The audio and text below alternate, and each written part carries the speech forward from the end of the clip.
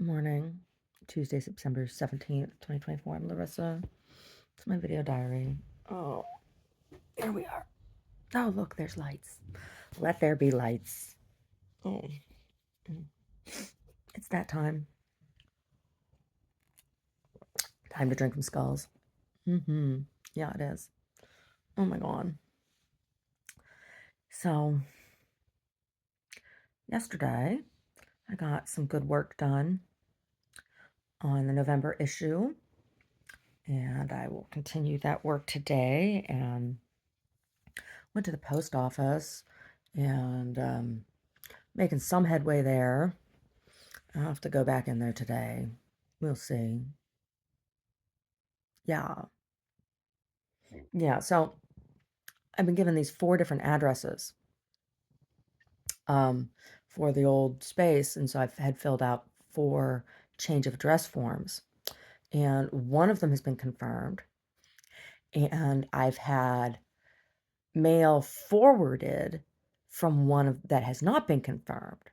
And so I just need to confirm that all mail going to all of these addresses that the post office says don't exist are forwarded to my new actual address. Yeah. Yeah. Mhm. Mhm.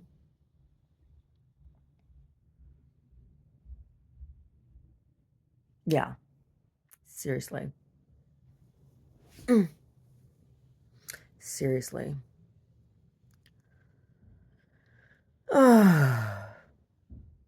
It's crazy. Mhm.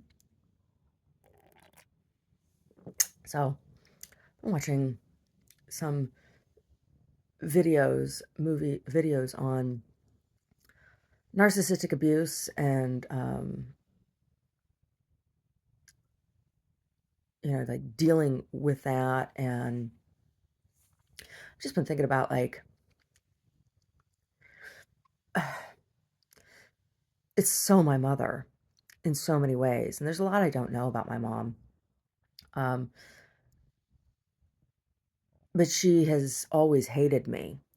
And when I was a little girl, um,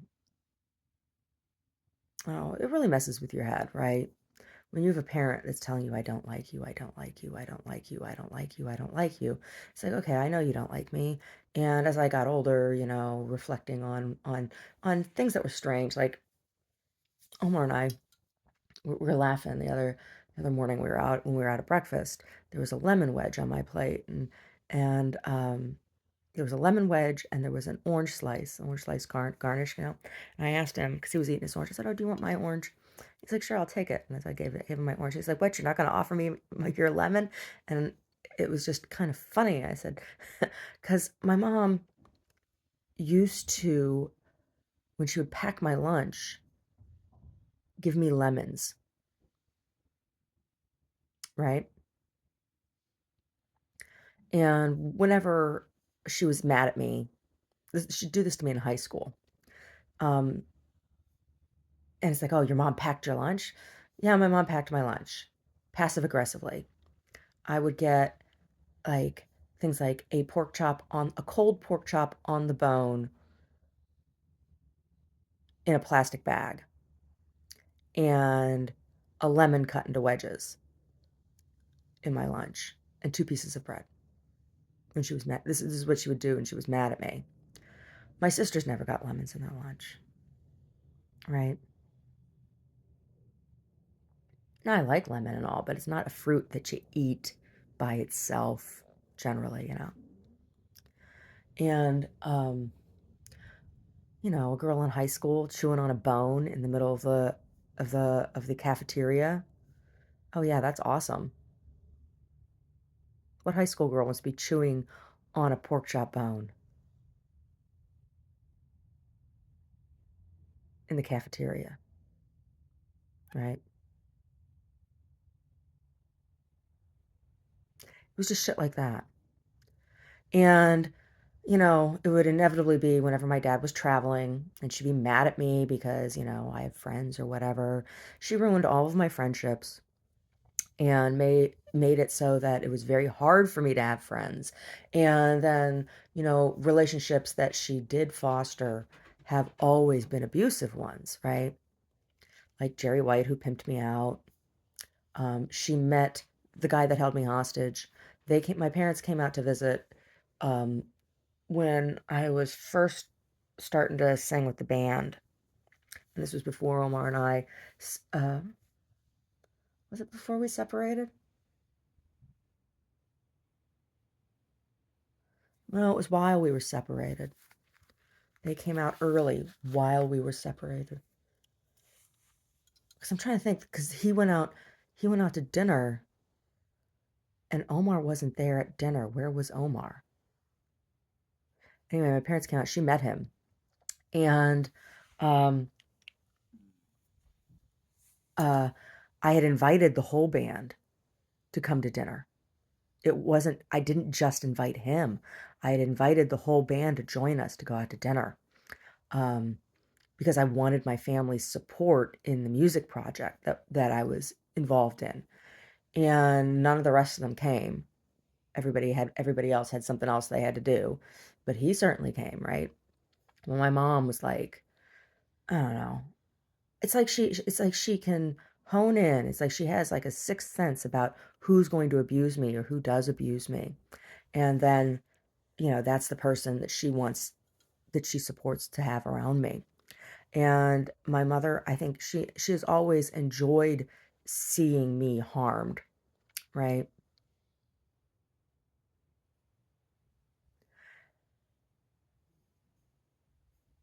And it goes back to, I don't know, I remember in middle school. So there was all of this awfulness that happened with these girls when we moved out to Pottstown. It was particularly bad. Like I've always been bullied in school, you know. I was always a little nerdy or whatever. I was younger than the other kids, and I was in gifted education, and there was all kinds of weird stuff. And I always had there was always I was always outsider. Plus, we'd moved around a lot, um, so I was always the new kid everywhere. And anyway, when we were in Pottstown, the girls got really really nasty with me, and I was bullied horribly. Right? Like, it was bad. It was to the point, where I was making myself throw up in the morning so I wouldn't have to go to school. Not because I wanted to be skinny, but because I wanted to be too sick to go to school, right? Because the bullying was so bad. Um, and I don't know what all was going on with my parents at that time, but they were fighting constantly. It was after my dad, got his degree and got a job working in semiconductors outside of Bell Laboratories, right? He had been working for Bell Laboratories, and then he got a new job, not because he was fired, but because he wanted a different job. There was this split up of Bell Laboratories from AT&T. It was a monopoly split that happened, and my dad wasn't fired. My dad didn't want to work for that company anymore, and he left. And we moved. Subsequently, we moved, and it was a. I mean, we weren't rich, but it was an increase, a big increase in salary for him, and we went from, you know, living in a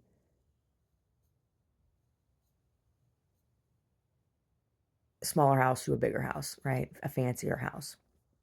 It was a really weird neighborhood. It was the neighborhood where um, my friend up the street, his stepdad shot his half brother and half sister with the guns, um, held them hostage. Anyway, it was a strange place.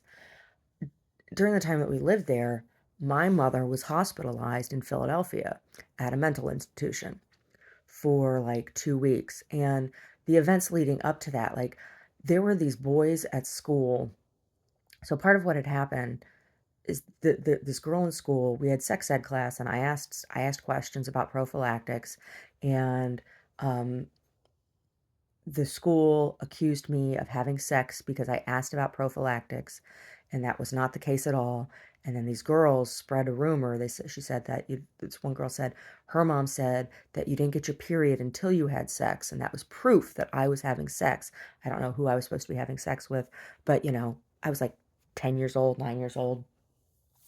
I wasn't having sex with anyone. But I had boobs, and um, I had my period. And this girl, Hannah Spinelli, told everybody that I was having sex. And because of that, there were all these boys who then would just like show up at my house, right? Um, and I had already always had guy friends, right? But now there were all these boys that were showing up, and it was hard, right? Um, anyway, my mom and dad were fighting constantly. My dad was traveling for work and he was out of town a lot. And my mom was really, really upset about being fat. My youngest sister, my mom didn't want to have my youngest sister because my mom almost died in childbirth, both with me and my second sister. My mom didn't want to get pregnant again, and my dad wanted a son, and they'd been fighting about that. And I remember like being really upset about, why am I not good enough? Why do you need to have a son? Why am I not good enough? And so, it was like I did everything I could to not be too girly, but I was girly, and it was why I played field hockey, and I enjoyed field hockey and everything. But it's why I did it, right? So I could fill in that hole of my father wanting a son so badly, and my mom being afraid to bleed to death, having another kid. And then when she had my sister, it was a girl, and my dad was really mad, and he and my mom fought, and it was nasty. It was real nasty. Um, anyway, they had been fighting, and there were these boys that kept coming to the house, and because Hannah had told everybody that I had sex. Hey, thank you. I'm not ready yet, but I'll thank you. Okay. I'll take out the trash. I'll leave you with Brad. Okay. And there was they had this big fight, and I remember what I was wearing. I had this long denim skirt that buttoned up the front, and it wasn't a pencil skirt. It had some swing, but it came down to just above my ankles, and I had like this little lacy. It was a long sleeve like Bo Peepee, had these little poofed sleeves. It was very 80s. It was very 80s. This was, late 80s. And I had these pink, um, these like pink, like flats. They weren't flats. They had like an inch and a half, 2-inch heel on them. And they had a bow on them. And I had this big pink lace bow barrette in my hair. And my hair was like all fuzzy and blonde. My hair was so weird. It was up my hair. I had had a perm for a long time, and the perm was all gone, right? But my hair, when my hair grew in after the perm, my hair was like fuzzy. Anyway,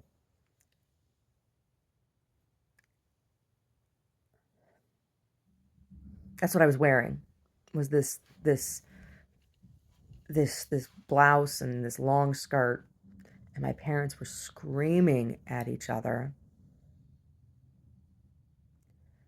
And my mom was making spaghetti, and there was a pot of water boiling on the stove that had noodles that she had just put the noodles in. And she threw the pot of boiling water at my father. And I was at the bottom of the stairs, and they were in the kitchen, and my sisters were like up the stairs, and I was like looking around the stairs and telling my sisters to stay upstairs. I mean, Mary was real little. Mary was real little. And Mary's bedroom, was at the very top of the stairs. Like if you looked up the stairs, there was a door, and that was Mary's bedroom. And if you went to the right, you went into my parents' bedroom or the bathroom. And then if you went to the left, my bedroom was on one side of the hall and Rachel's bedroom was on the other side of the hall. And I was standing at the bottom of the stairs watching, and so I didn't see my mom actually throw it. I saw my father standing there, and I saw the water and the noodles come across the floor and saw the pot bounce across the floor. And then I saw my mom come over to the counter, and she grabbed, there was these false craft ceramic, like, canisters, kinds of things that you would put, uh, flour or sugar or beans or rice in, right? And one had tea bags in it. One had black tea bags in it, and it was the biggest one because my mom drank tons and tons and tons of iced tea. I understand why. I understand why. It's very refreshing. Anyway, she picked up this. They were Lipton. It was Lipton iced tea bags. She picked up the canister and threw that at my father. My father ducked, and it hit the corner of the, or he like moved out of the way. It like hit the corner of the um, island and shattered, and then the hot water on the floor and the tea bags. It was like the floor was covered in tea and starchy tea and noodles that were half cooked. And she grabbed her purse and her coat, and she stomped out the front door past me and didn't even say anything. She didn't even look at me, nothing. She just went out, she got in the truck, the red truck, and left. And I looked down it's the only time I've ever seen my father cry. It's the only time I've ever seen my father cry. He cried. And I was frightened, and he came over and he hugged me, and I said, "Is mom coming back?" And he's like, "I don't know." And I went upstairs to check on my sisters. And when I came back down, my dad was cleaning up the floor. And my mom was gone for 2 days. And when she came back, the truck, the cab of the truck was full of McDonald's containers. It was weird because she was only gone for like 2 days, but it was like the floor of the truck and the seats, like it was like she had been working at McDonald's before we moved there. She'd been taking community college classes at Reading Area Community College, and she'd been working at the McDonald's that was down by the RAC campus. And I don't know, she had been a manager. She had been a manager at a McDonald's.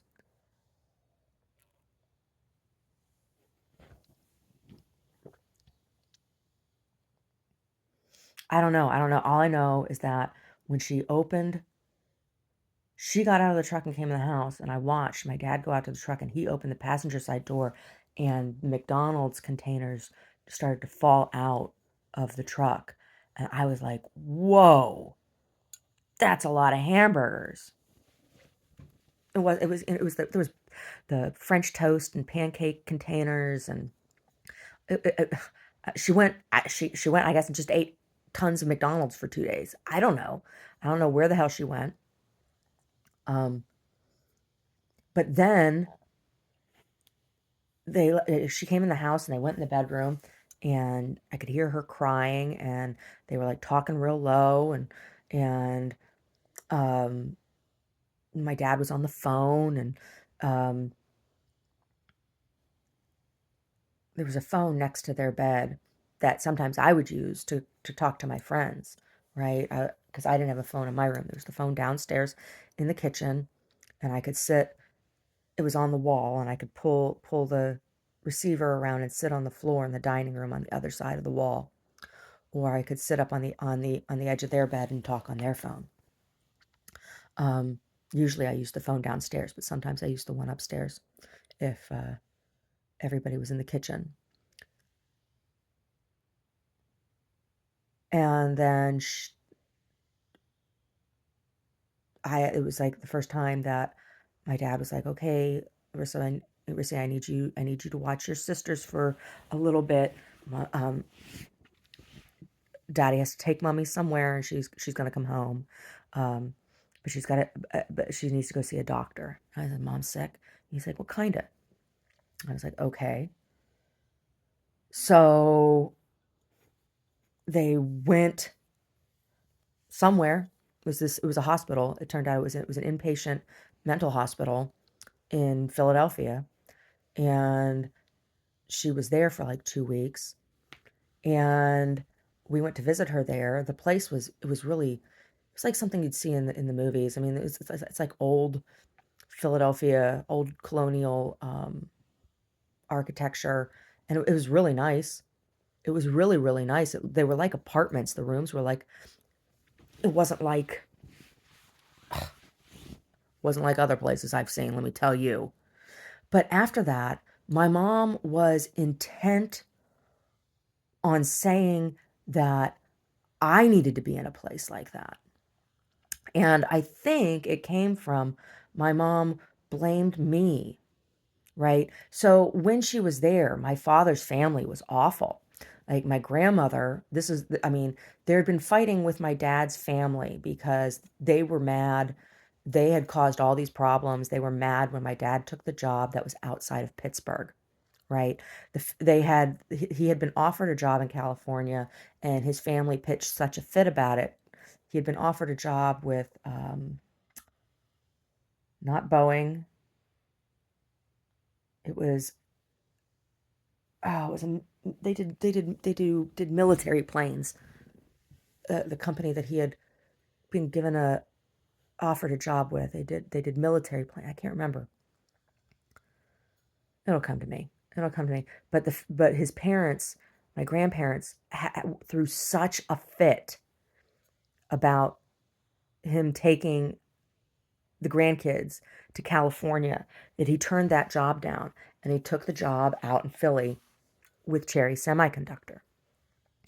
And um, it was still really really bad, and they were all really jealous about my dad making more money, and there were arguments about, well, he should be sending money home and blah blah blah blah blah. And my mom was like, no, we have kids, we got to live out here, you know, any money you make needs to be for our family. And my mom won on that. As far as I know, my dad never wasn't sending money back to Pittsburgh. And I think maybe that was part of what they were fighting about. I don't know. But my grandmother started, you know, anytime she would talk shit about my mother to me, to my sisters, to everybody else in the family. Oh, and then when ended up in the hospital, well, what the hell does she have to be depressed about, and all this stuff? I mean, my grandmother, my dad's mother, was vicious about my mom. And but then when my mom came out, she held it against me, right? Because she wasn't speaking to my grandmother, right? Like we didn't talk to each other anymore. And at one point after this, we went back to Pittsburgh to visit, and my father, I went with my father over to my grandparents' house, and my grandmother was talking shit about my mom to my dad, and my dad was like all upset, and he was tearing up again, but he didn't actually cry. And I finally, I yelled at her. I said, why do you hate my mother so badly? That's what I said to her. I said, why do you hate my mother so badly? And my grandmother started screaming at my dad. She's turned her against me. And then she looks at me. She goes, get out of my house and don't ever come back. And so I was like, what? I, I left the house and I went next door to the Hitson's house. And Mrs. Hitson let me call over to my other grandma's house, and my mom came and picked me up. And when my mom came and picked me up, my she was mad because my dad didn't come after me. when my mom came to Mrs. Hitson's door and we got in the car, she's like, "Did your father even come over and knock on the door?" I said, "No." And he was still over at my grandma's house. And um, she was like, "I can't believe he wasn't concerned about where," she says, "anything could have happened to you." And I was hurt. She says, "What happened?" And I told her what happened. And my grandma came outside and my dad was standing in the door, and I flipped my grandma off. And that was the last time I spoke to her or saw her until I was a senior in high school. And so at that time I was in 6th grade. So we didn't speak to my father's family from the time I was in 6th grade until I was a senior in high school. And after that, like, my mom was real nice to me that day, but then after that, I was the target of all of her anger. And, you know, I don't know what her diagnosis was or what they said happened, or I have no idea. I have no idea what transpired. All I know is that after that, she was intent. She started taking me to doctors and telling doctors all this stuff that, like, wasn't true about me, and was intent on convincing them. She started reading all of these books, um, and on child psychology and stuff. And when doctors, we went to so many doctors, and when the doctors would say, "No, we don't see this," she'd get mad. And she kept taking me to doctors until she found one that she could convince to medicate me. And I think it's because she was mad because of what happened to her. But it had nothing to do with me. It had nothing to do with me. So I don't talk to my mom, and she doesn't talk to me. And um, last time I saw her, it was bizarre. There was this weird thing that they all like orchestrated. It was so weird. I'm like, you people don't know anything about my life. You're not part of my life. You show no interest in my life. And, it's always trying to convince me that I'm crazy. It's like, like things that have happened to me, they tell me that didn't happen. That's their response. Like when I told them about being held hostage and stuff, like you would think a parent would be like, "Oh my God, I can't believe that." I see parents like grieving for horrible things that have been done to their children on TV or whatever, or I meet people and they're like, "Oh, they tell me I've heard terrible stories." And it's like, wow, my family, when horrible things happened to me, they told me that they didn't happen, and that it was, or if they did happen, that it was my fault, that I brought it on myself, that, I did it. It's like, no, that is not what happened. That is not what happened. It's bizarre. It's strange. It's strange, but it's not safe for me to be around my family because they live in this like insular bubble of, you know, dysfunction. And I'm not willing to be their scapegoat anymore. I'm 46.